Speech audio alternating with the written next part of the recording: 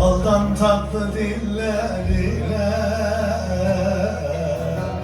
uğurladık güllerine. Çıktı gurbetin yoluna,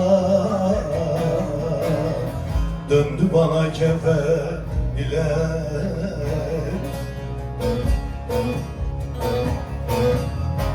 Derde bakın, derde bakın,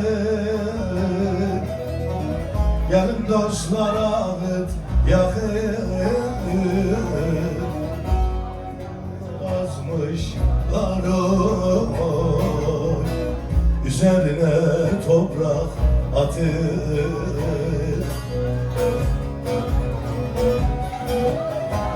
Mezarını kazmışlar oy, üzerine toprak atır.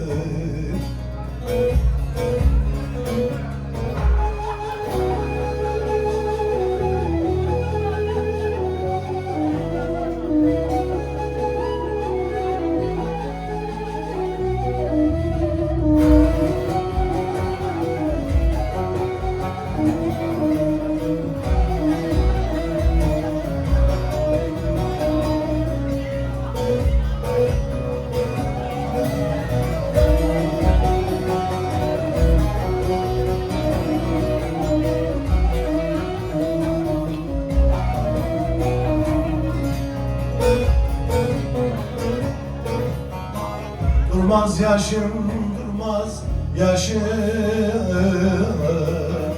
yatan el değil kardeşim. Acısını kimler anlar, kan ağlıyor içim dışım.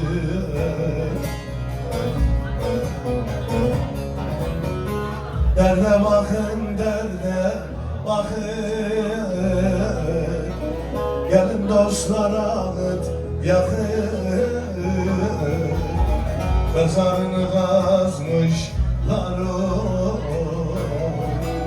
üzerine toprak atır.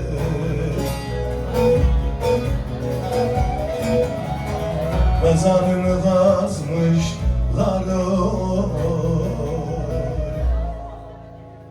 üzerine toprak atır.